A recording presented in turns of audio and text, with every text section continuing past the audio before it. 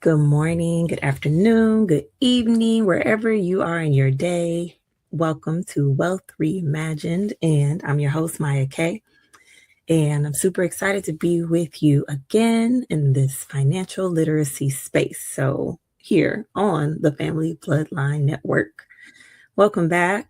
Hope you all have had a good week. I have had quite a week, quite a week.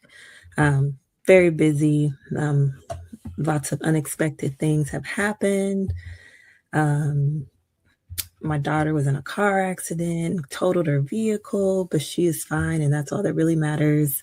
Cars can be replaced, so I'm not really concerned about that car. Just glad my baby is fine. My other daughter is very active in track and have been at two track meets this week, and the one yesterday, she was there for 12 hours. And I had to come and go between 10:30 a.m. and I think we left close to 10 that night. So I left once and came back. But what a long day, what a long day. But I am here. I did not want to allow this next week to come and go. That's just how it is sometimes. And despite all the things that we have going on, we still have to show up for one another and show up for the things that sometimes we feel like, oh my God, how am I going to get all this done? And it always works out. It always works out. So let's jump in. So let's kind of recap some things. Let's see here. Well, I know this is week 3. It is April. It is still Financial Literacy Month. And of course, as I said, Financial Literacy Month is an annual, every April, just a time to raise awareness about money management, budgeting, savings, and investing. And so it's really just a time to help you just to be thinking about where you are and maybe some goals and things that you want to accomplish or change, or habits you want to break, habits you may want to form. So it's really just an opportunity to kind of reset, as well as educate. There's so much that you could learn and add to your already either good habits. There's things you can remove to maybe some habits you aren't too fond of. So it's just really a great time to reset and think and grow, and maybe even challenge yourself to take a different approach or do something different. So, as I've stated, so this is Wealth Reimagined, and we're going to be talking about personal finance. And I think what's going to set this apart from other people talking about personal finance is a real household perspective, real household issues. I want to help navigate through real day-to-day things that you encounter, things that come up, unexpected things.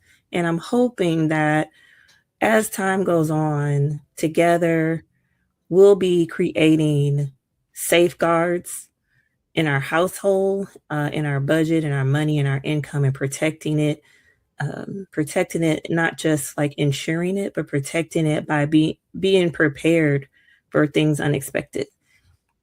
And so I think that's also a form of protection of our money. Also, part of protecting your money is just being prepared, already having an emergency fund. Not and there's like a starter emergency fund, and then there's also, like your 3 to 6 months expenses emergency fund. But we'll talk about all that later. Because as I already alluded to last week, we're going to be talking about budgeting today. That dirty word, budgeting. So just to recap, week 1, we got into getting organized. And I hope by now, most of you have already taken that step and gotten organized and located all of your documents. And if you haven't, we agreed. I don't know if we really agreed, but I'm going to say we agreed that you have until the 30th to get organized. Okay. Because even if you aren't able to do these steps within a week, it's very important that you set yourself a deadline.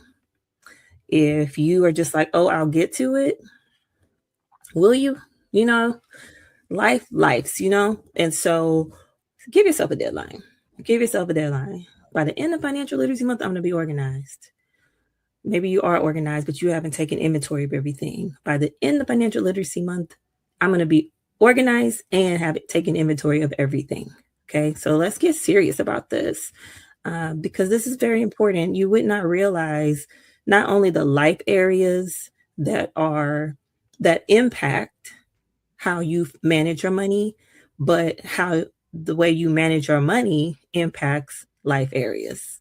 So it's very important. I just want to challenge you and encourage you and dare you to take it seriously. Take it very seriously. Let's get all our ducks in a row and no longer just be flying by the whichever way the wind is blowing in a situation, and be able to have some control over when things happen, because it's not a matter of if, it's when.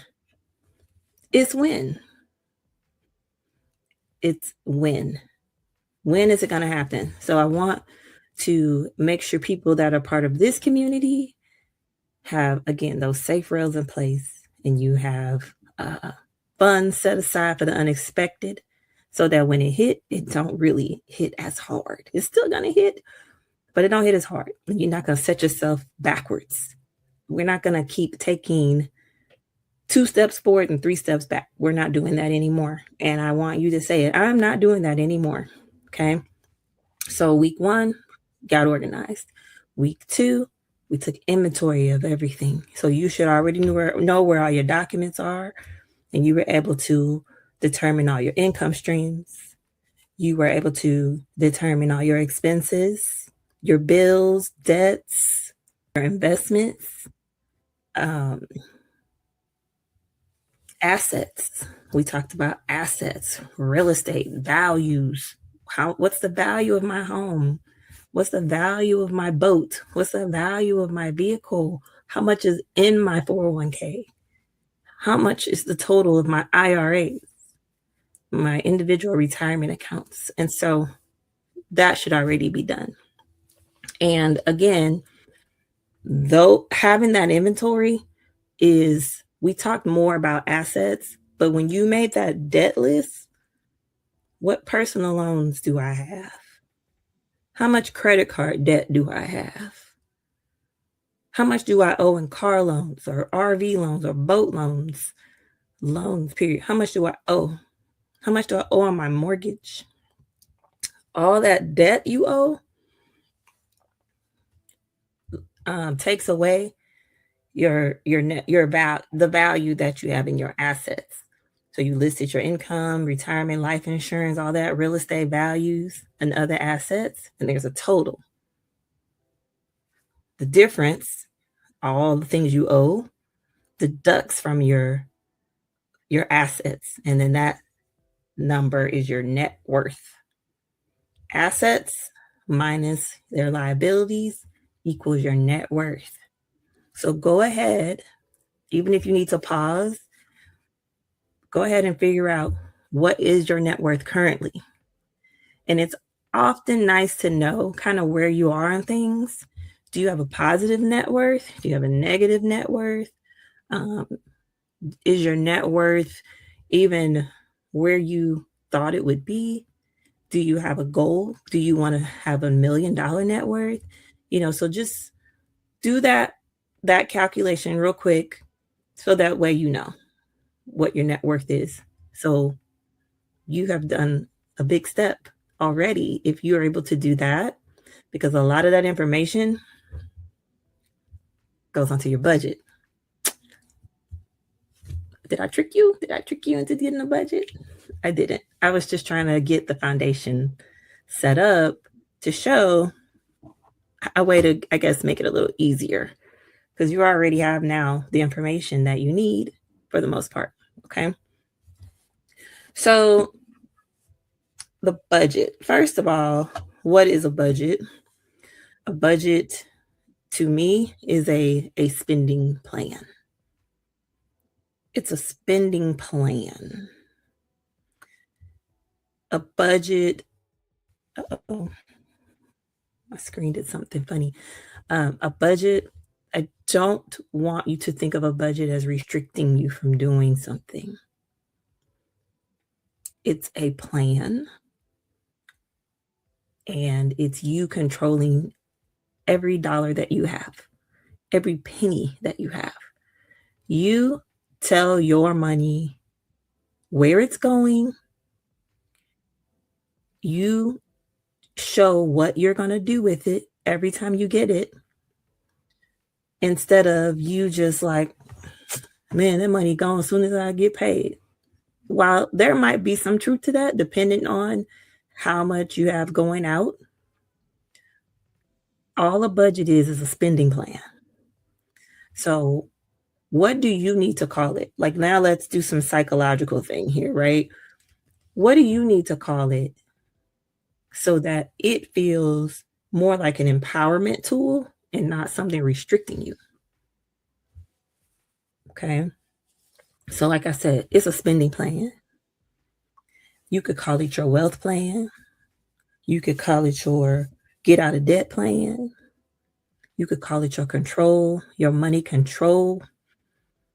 You could call it whatever you want. You can call it whatever you want. You have to um, think of what you want to call it. If you're fine calling it a budget, that's fine too, as long as you do not allow yourself to believe that a budget is restricting me. A budget means I can't spend my money. I have to do this. I have to do that. Let's reframe that to, no, I'm telling my money exactly what I need it to do for me. Okay. So I really want to talk about different types of budgets today, because you honestly already have all your information for your budget, maybe with an exception to um, like your utility bills, because that's not really something you would include as part of like liabilities on like a personal financial statement to determine your net worth. Though I think I did mention utility bills because I'm like, list your bills, list everything. Um, so you really have everything for your budget. Okay. So I'll quickly say what items you need, and some things we'll go into more details about in other episodes. But you have your income, right? So you have your expenses. You may have fixed expenses every month. You may have variable expenses every month. I think it's important to separate those, because your fixed expenses are easy, right? You know how much your mortgage and your rent's going to be. You know how much your car note is. You know how much your insurance will be. You know how much your internet will be, your Wi-Fi. You know how much any subscriptions you may have, because, well, they don't change until they raise the price, right? But usually they're fixed, right? And then you can make that adjustment. But you get what I'm saying. All your fixed things that are the same amount every month, those are your fixed expenses. And then you have your variable expenses, like your water bill. You got your utilities. Your utilities are usually variable, unless you're on some type of budget plan where they charge you a certain amount. I have not been on one I think I was on one many, many years ago, and I don't remember the details. So I don't know if it is a set amount where it can be on fixed, or if it still varies a little bit, but it's about the same place. But if it's not fixed, then it will be a variable expense. Utilities generally are. And then you have things like your debts. You got your credit cards, and you have your car loans. So you have your debts. And all these things are taken away from your income, right? And then you may have a line for savings and investing. And I'm not saying these in any particular order right now. I'm just thinking of things that maybe would be a part of your budget. And then the last thing would be just specific miscellaneous things, or maybe items you have sinking funds for. Okay. Sinking fund would just be something specific that you are saving up for to spend. It's an investment that you're making in something and you're going to spend it. Or it could be just sinking fund just to get to a certain goal for something. So, for example, if you have a sinking fund for a new car, then you could set a goal for that fund and you could say, okay, I want to have $5,000 set aside for a down payment when I need to get a new car. Okay. And so you could be budgeting a small amount when you get paid to go into that fund to fund it. Okay. And we're going to get back into that in a future episode because I absolutely love sinking funds because they allow you to start creating that cushion and those safe rails that I was talking about in life because you have already prepared for it. I'll give you a really, probably an example you wouldn't even think of, but this is something I personally do. So I like to fly a certain airline. I'm not going to say it because they're not paying me to give them any type of shout out. So, but there's a particular airline that I like to fly generally, and they have a sale. I want to say, I think it's twice a year on points. And so there have been enough times where the sale has come around and I'm like, dang, I wish I could get points because they're like 50% off, 50% off on these points. And I could be flying, I could be using them to fly places and things like that. Well, in the past, whenever those sales would come up throughout the year, I would always be like, dang, I wish I had money or I might have the money to do it, but it's just like, but that's going to take away from over here because I do operate on a budget. So what I decided to do, I was like, man, I'm making a sinking fund. So the next time they send that email about these points being 50% off, I'm going to have some money to buy some points, right?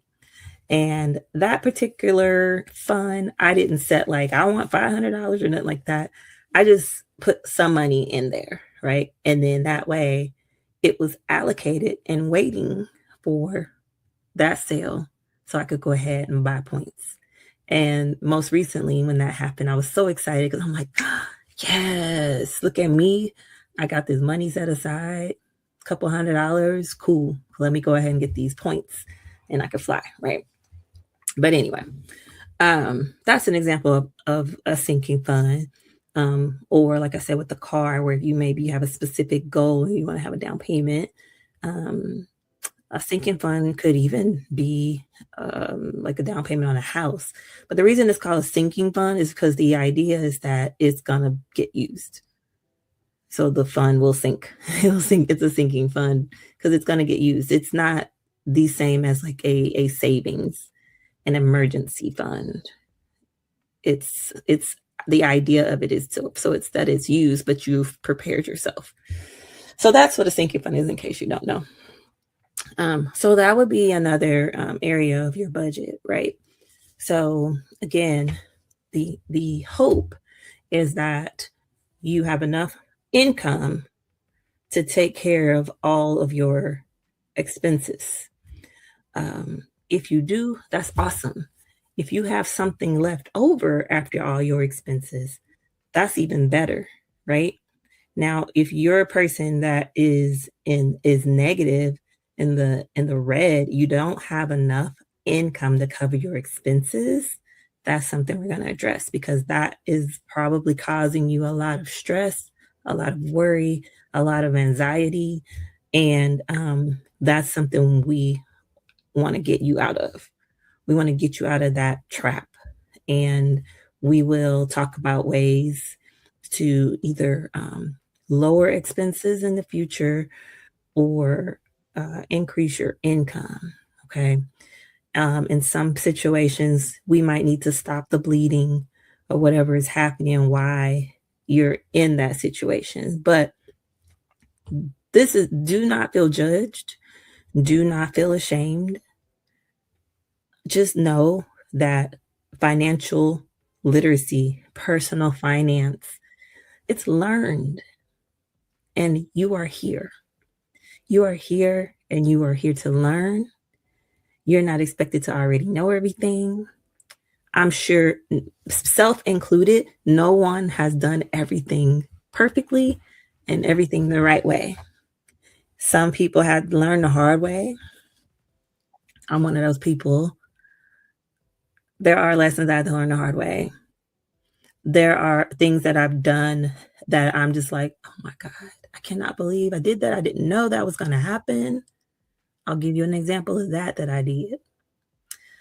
Um, I had this great idea to pay a large amount down on like my student loan debt. I have student loans.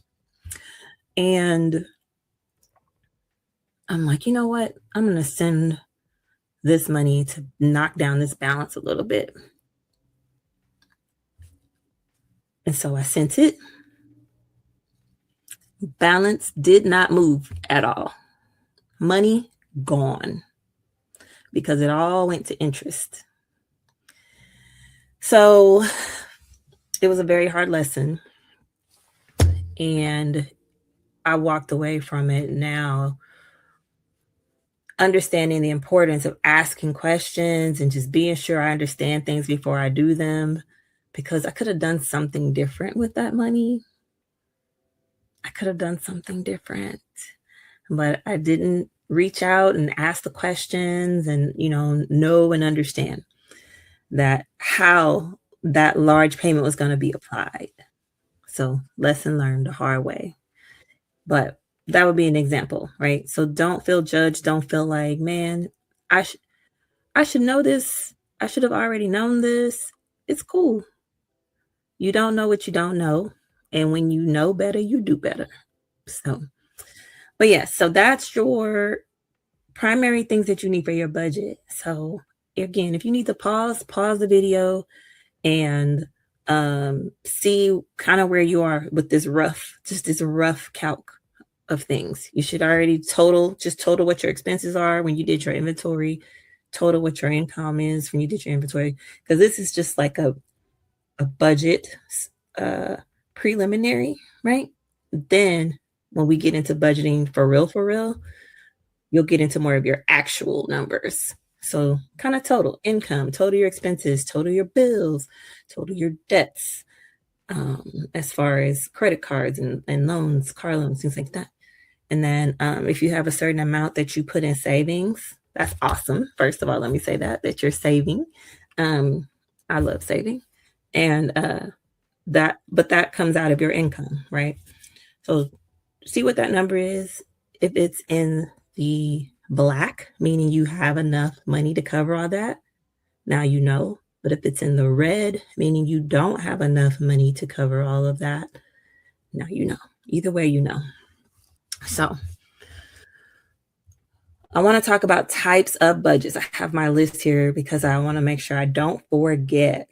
So types of budgets, what I mean by types of budgets is just what method are you going to use to stay on top of your household income, your household money? What method are you going to use for tracking, for doing the calculation, for creating your plan? So, hey, if you are a person that likes to write everything down, write it down. I don't care if it's a spiral notebook. Write it down. Like what you probably just honestly kind of did. Income, expenses, you write out what they are and how much. Notebook, right? We don't have to be fancy. We're being real. This is real life people, okay? So notebook. Another method you could use for budgeting, calendar. The calendar method. I used to use the calendar method for a long time. And I did the calendar method because I wanted to be sure I knew when bills were due. And so I would, on a calendar, I would write the bill. Let's say, okay, rent, first of the month. and how much the rent was, because the rent's due the first of the month. Whatever the bill is, phone bill, and how much. Or I put the company name, um, whatever it is, a credit card, and how much. But that way I could see exactly when it's due. Why that was important is because I could also see when I got paid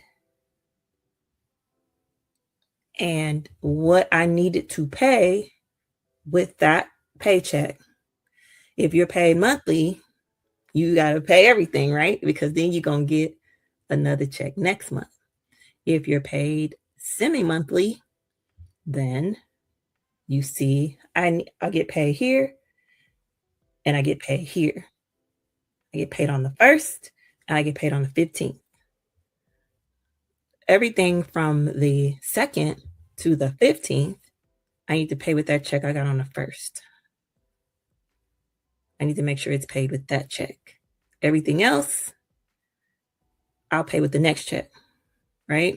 You get paid on the 15th, and everything on the 15th check is that's due 16th through 30th or 31st or the 1st. Everything from the check you get on the 15th is due, that's due from the 16th through the 1st. And now you have all that, okay? So anyway, we'll go into more detail of that, but hopefully that makes a little bit of sense. But that's the calendar method. There's also cash stuffing. Now, if you are someone who, I don't know if this is true, but I think a saver can do well with cash stuffing, probably easier than a spender. So I don't know if you're married or in a relationship, and usually they say opposites attract, and one person's a saver and one person's a spender, right? And so I think if you are a spender, cash stuffing might be challenging. But if you're a saver, I think cash stuffing can be very, very powerful because you like seeing the cash. You like, yeah, I got you. Look at all this money I got, right? You like being able to see it, right? So anyway, what cash stuffing is, it's when you have your budget, and sometimes it involves writing some things down so you'll know how much you need to put in an envelope. But it involves having an envelope designated for a specific category. And then you put them cash. You got to go to the bank to get cash, or you got to go to the ATM.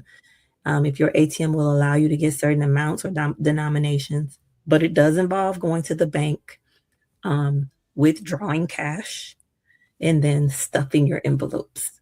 So I'll back up. When I was saying that on the calendar method, let's say you were like, okay, on the 1st, my mortgage is $2,000. I'm going to pull out 1,000 and I'm going to pull out 1,000, right? And if you do that and you are cash stuffing or doing the envelope method, you put 1,000 in your mortgage envelope or your rent envelope. And then the next time you get paid, you put another 1,000 in there. And now you have your rent. Same with your car, same with grocery, whatever your categories are, you would be able to do that. Now, it doesn't mean you would cash stuff everything, but you might, if you're okay with going to the bank and making a deposit to handle something. It might be handy to cash stuff if you like to separate the cost of a bill and break it down by check. Let's say you're paid bi-weekly, and you want to break up an amount of a bill per check for that month. Might be 2 checks, sometimes it's 3. A couple times a year you'll get 3 checks if you're bi-weekly in 1 month. So that's cash stuffing. And I've done it. I did it for everything at one point. I actually loved it. It actually really helped me take a hold on things for a while.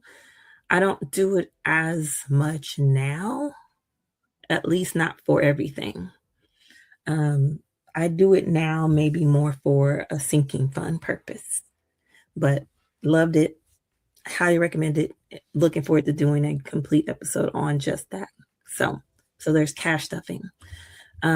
There's also the 50/30/20 budget, which means 50% of your income, you're going to allocate it. It's going to be allocated for needs. Mm, I said that word needs. So we'll go into that too in the future. What is the difference between needs and wants? There are going to be those things that are just like, no, that is not a need, right? There will be some things like that, but there will be some other things that are a bit more subjective, you know? So, but we'll come back to that. So the 50/30/20. So 50% go to needs, housing, grocery, things like that, transportation.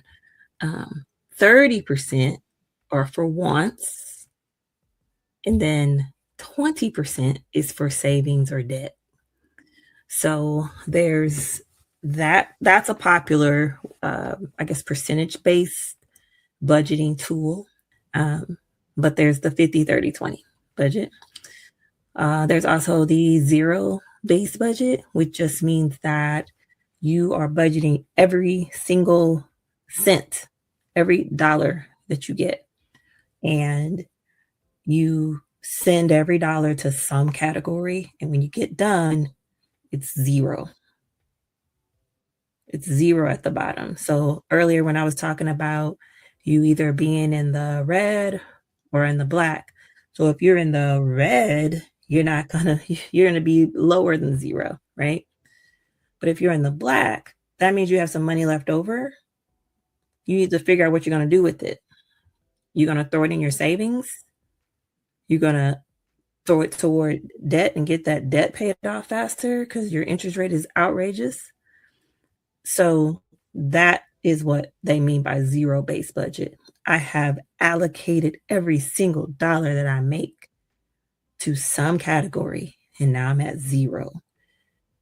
On your budget sheet, you're at zero. Okay. Um, there's a pay yourself first budget. I'm a fan of that one. And I think pay yourself first budgets are important when you are, let's assume you don't have an emergency fund right now. You don't even have a starter emergency fund. You don't even have $500 saved. Um, I think pay yourself budgets, there is a time, well, let me not say there is a time. There's a time to start them. You should always be paying yourself first, but there's a time to go ahead and start it. Like I said, if you don't even have $500 saved, we're going to set a goal where you have $500 in a savings that you can't touch unless it's an emergency. But really, that starter emergency fund should at minimum be between $1,000 and $1,500 at minimum. Okay.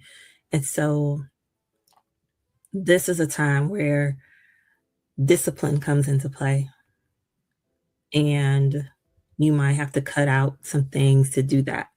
But again, we'll go into more details another time. But pay yourself first. You work hard. You work so hard. You're exhausted. Be sure you are paying yourself first. I know you got bills. I get it. But you got to take care of you, and you have to build that.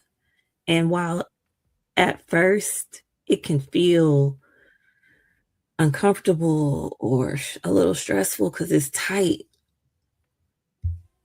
that rocky start will become less rocky because you are paying yourself first and you're starting to build a safety net.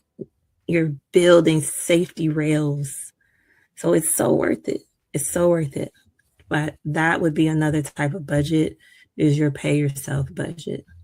And I think that's a good start. What type of budget, if you are already budgeting, do you use? What are you currently using? Tell me in the comments. I would love to know. Um, for me personally, I use a budget notebook. Mm, I'm sorry. Let me not forget. There are also apps. There are also apps that you can use to do your budget. Um, I've not found one that I'm a fan of, but I haven't tried them all. So if you are using an app for your budget, tell me which one you are using in the comments. I would love to check it out. If there were a way, maybe one day I will get to a point where I'll see if like my bank has a budgeting tool and let it do it for me. What is kind of cool to see on your mobile bank app, or if you log in, if your online banking has it, for it to categorize your spending, to kind of so you can see like, oh man, I eat out. I spent $700 eating out. Like that's insane. Or, if that's what you did, I'm not judging. I'm just saying, for me, $700 would be a lot to pay to eat out in 1 month. So sometimes that's eye opening too, just to see your categories. So use these tools just to provide more information for you, help you identify habits, things of that nature. But I've gone over just a little bit. So that's my time. I want to try to keep these where maybe you can listen and tune in on your commute to work or your commute home from work, um, while you're getting ready in the morning. But I just want to be a part of your day every week, and just sharing more tips and ideas and sharing stories and hoping that they can be inspiring. I hope that you're learning. Again, comment, ask questions. I'm looking forward to reading them always. But that is all I have for today. And so until next time, remember, organized, inventory, budget. And of the ideas that I gave, pick one that you want to try. And if you have one that's already working for you, keep doing it. But we're just going to get it even better for you, and get savings and emergency funds in place and just stop the bleeding or whatever might be going on in your household financially. So till next time, thank you for tuning in to Wealth Reimagined. Again, I'm your host, Maya K, and I'm looking forward to